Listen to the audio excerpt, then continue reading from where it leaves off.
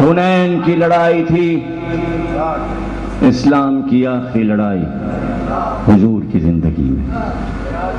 لڑائی ختم ہوئی، سارے مسلمان آئے مال غنیمت لینے. رسول اللہ نے مال غنیمت تقسیم کرنا شروع کیا. جھگڑے شروع ہوئے، اس کو زیادہ دیا ہمیں کم دیا، اس کو زیادہ دیا. ایسے میں ایک شخص آ کر رسول اللہ سے بدتمیزی کرنے لگا. مکے والوں کو آپ نے اتنا کیوں دیا اور ہمیں کیوں نہیں دیا؟ رسول اللہ نے چہرہ اٹھا کر اسے سر سے پیر تک دیکھا. سر سے پیر تک دیکھا.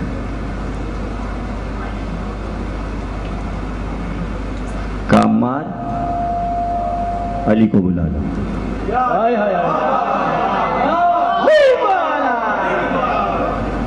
مولا ہے کالی ذرا اس کے آستین کو کھولو.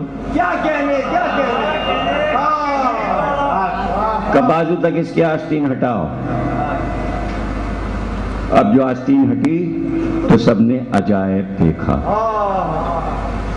عجیب سے عجیب تک. ایک تھیلی نما الگ سے جیسے گائے کا تھن ایک ٹکڑا لٹکا ہوا تھا.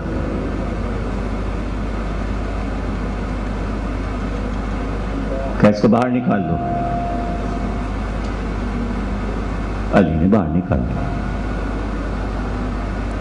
کالی ایک لشکر نہروان کے کنارے تم سے لڑنے آئے گا. سبحان اللہ.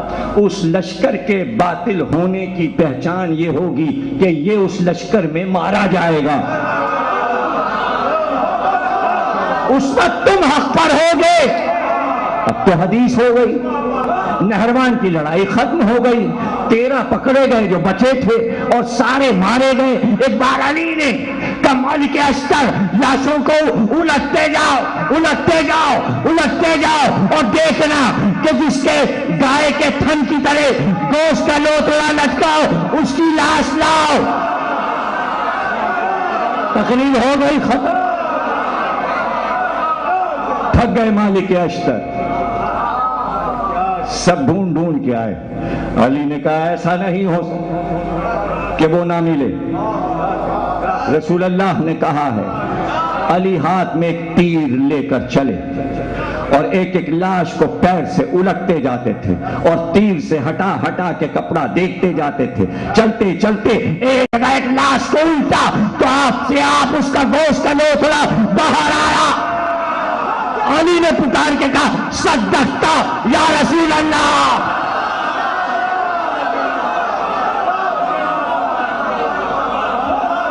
سچ فرمایا رسول اللہ نے. خدا کی قسم رسول کی سچائی کا سب سے بڑا معجزہ علی ہے.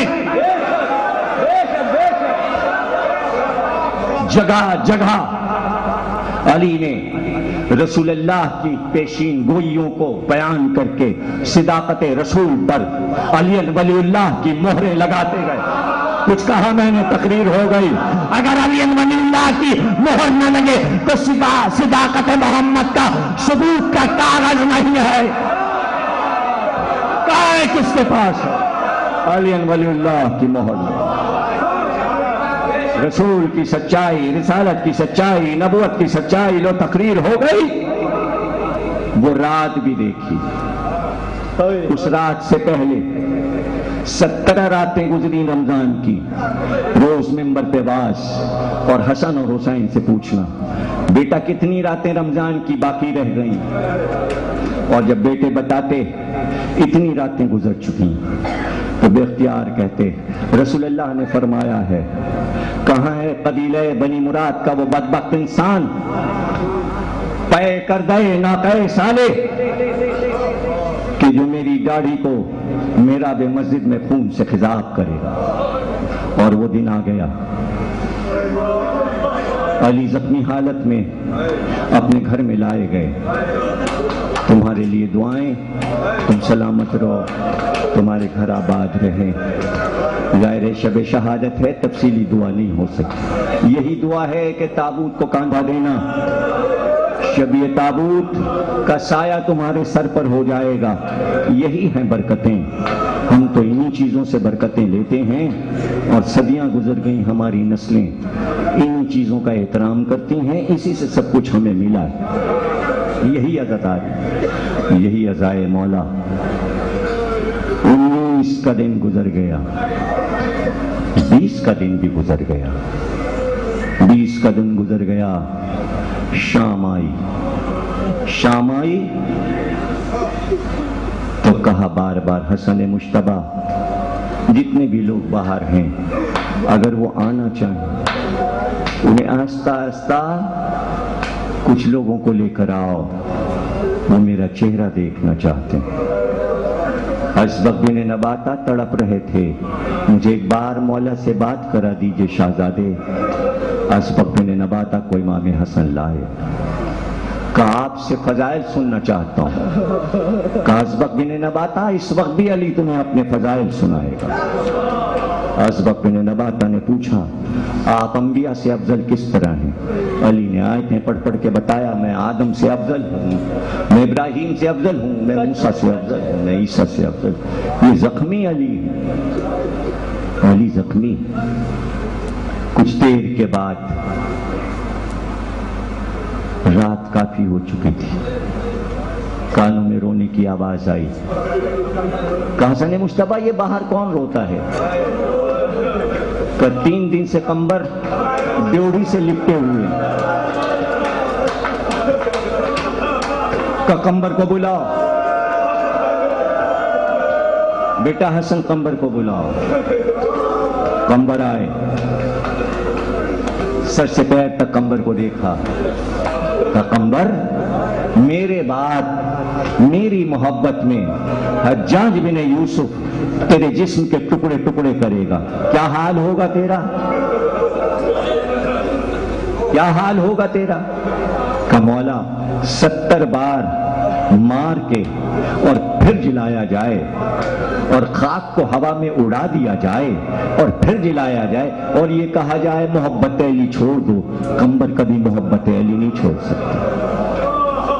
رو رہے ہیں ڈاڑے مار کے، کیا عشق کیا ہے ان لوگوں نے علی سے، کیا محبتیں کی ہیں، اور ہمیں سبق دے گئے کہ معرفت کی محبت کیا ہے۔ بیٹوں کو آواز دی، سارے بیٹے آئے، حسن مجتبیٰ کو پہلو میں بٹھایا، سارے بیٹوں کے ہاتھ حسن کے ہاتھ میں دے دیا۔ کا احترام کرنا، یہ تمہارا بڑا بھائی بھی ہے، تمہارا امام بھی ہے، میں نے اپنا جانشین، اپنا امام، اپنا خلیفہ بنایا، ہمیشہ ان کی اطاعت کرنا۔ ایک بھائی نے ادب کے ساتھ مولا کو سلامی دی، علی کے سب بیٹے الگ ہٹے، ایسے میں بھیگتی رات میں کسی بیوی کے رونے کی آواز، چوک کر کہنے لگے زینب یہ تو گھر میں کوئی روتا ہے، کون ہے؟ زینب نے ادب سے کہا مادر گرامی ام البنین رو رہی ہیں، کا بلاؤ ام البنین کو علی کے پاس لاؤ۔ بالوں کو بکھرائے ہوئے، سر پہ خاک پڑی ہوئی ام البنین آئی، کہا ام البنین ابھی میں زندہ ہوں، رونے کا کیا سبب؟ کہا میرے والی، میرے سرتاج، میرے وارث، سب بیٹوں کو آپ نے حسن مجتبیٰ کے حوالے کیا، میرے عباس سے کیا خطا ہوئی؟ کہ ٹھہر جاؤ ام البنین، حسین کو بلاؤ۔ حسین آئے، پہلے میں حسین کو بٹھایا، تو اب میرے بیٹے عباس کو بلاؤ. عباس آئے. عباس کا ہاتھ لے کر حسین کے ہاتھ پہ دیا کہ عباس خیال رکھنا یہ تمہارا امام ہے, اس کی حفاظت کرنا. یہ منظر جو دیکھا تو ام البنین چپ ہو گئی, لیکن زینب کی آنکھ سے آنسو آئے. ایک بار کہا زینب میرا علم لا. علم آیا کہ زینب علم سجا.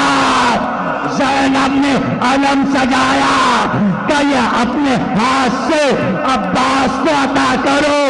زینب آگے بڑھی, علم عباس کو دیا.